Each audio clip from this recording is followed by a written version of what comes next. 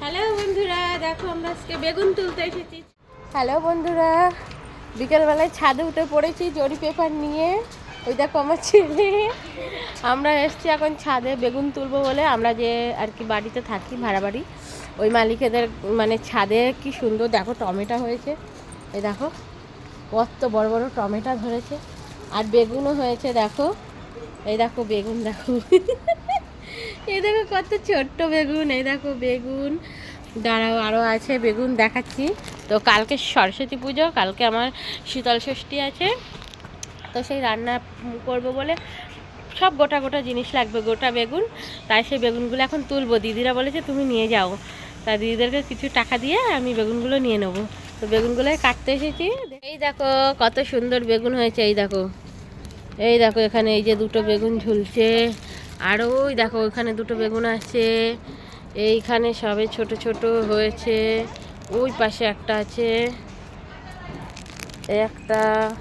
তো একে একে এখন আমি সব বেগুনগুলো তুলে নেব। আসলে কি বলো তো, প্রত্যেকবার না বেগুন কিনে নিয়ে আসা হয়, এখন সেই বেগুনগুলো বড্ড বড় বড় হয়, এরকম ছোট সাইজের বেগুন পাই না। তো ছটা বেগুন যদি একটু বেশি বড় বড় হয়ে যায়, তাহলে ছটা বেগুন খাওয়া তো অসম্ভব না। দুজন মিলে আর কটাই বা বেগুন খাবো, ছটা বেগুন কি খাওয়া যায়? তো সব ফেলে দিতে হয় জলে। তো তার জন্য এবছর যখন দেখলাম যে দিদিদের গাছে যখন বেগুন হয়েছে, তাই আমি ভাবলাম যে দিদির কাছে বলি যে দিদি তোমরা কি বেগুনগুলো বিক্রি করবে, তাহলে আমি কিনে নেব।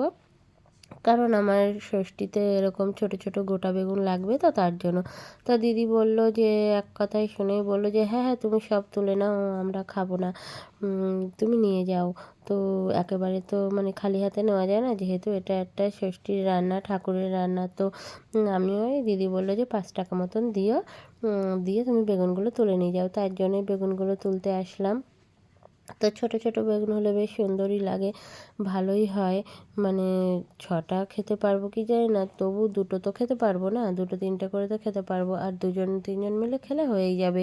তো তার জন্যই আমি এবছর দেখলাম যে ছোট ছোট বেগুন বলে আমার খুব সুন্দর লাগলো, ভালো লাগলো। তো আমি তার জন্যই পেরে নিলাম বেগুনগুলো। আর দিদিরা নিজেদের গাছে সবজি হলে তেমন একটা খায় না, সব ওই ও খেয়েই নেয়।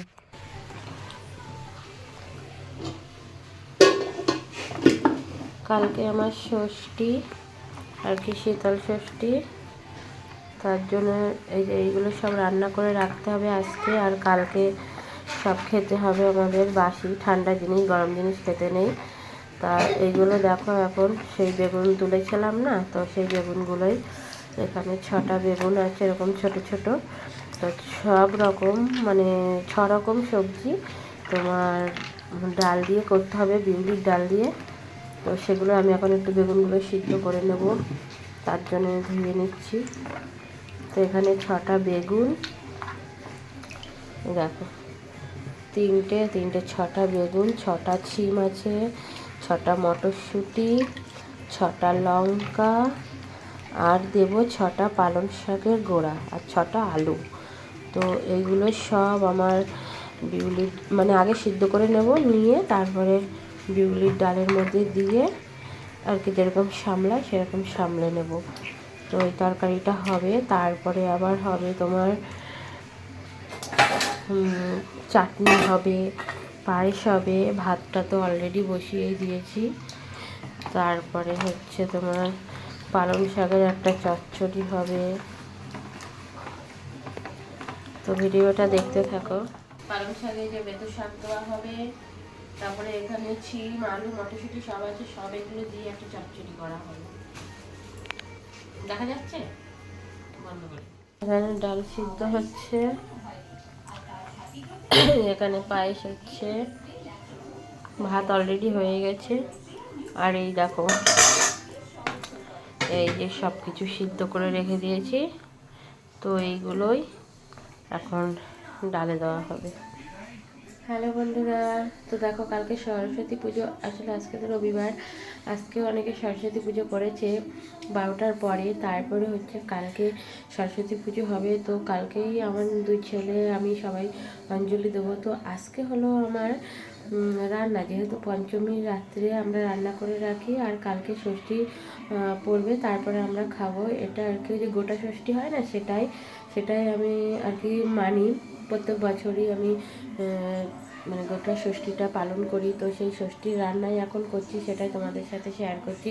অলরেডি কিন্তু এখন 10টা 10 বাজে, মানে রাত্রি। তো দেখো আজকে কী কী, দেখো এখানে ডাল হচ্ছে, এটা কিন্তু বিউলির ডাল। বিউলির ডালটার ভিতরে 6 রকম সবজি দেওয়া আছে, যেটা হলো গোটা বেগুন, গোটা আলু, গোটা মটরশুঁটি, আর গোটা শিম, গোটা লঙ্কা, সব কিছুই মানে ছটা ছটা করে দেওয়া আছে। তো বিউলির ডালটা এখন রান্না হচ্ছে। তারপরে অলরেডি আমার ভাতটা রান্না হয়ে গেছে, রেডি হয়ে গেছে। আর এখানে আছে পালং শাক, তো পালং শাকের চচ্চড়ি করব। তারপরে এখানে আলু কুমড়ো দিয়ে এটা একটা তরকারি হবে, এখনও মানে পরোটা হবে। তারপরে কালকে আমার ছোট ছেলের আবার বার্থডে, তো আমাদের যেহেতু বাসি খেতে হবে, কালকে উনুন ধরানো যাবে না, সব ঠান্ডাই খেতে হবে। তো কালকে যেহেতু ওর বার্থডে, তার জন্য আমি রাত্রেবেলায় এখনই পায়েসটা আর কি রেডি করে রাখছি। আর এখন কিন্তু রাত মানে 10টা 10 হয়ে গেছে।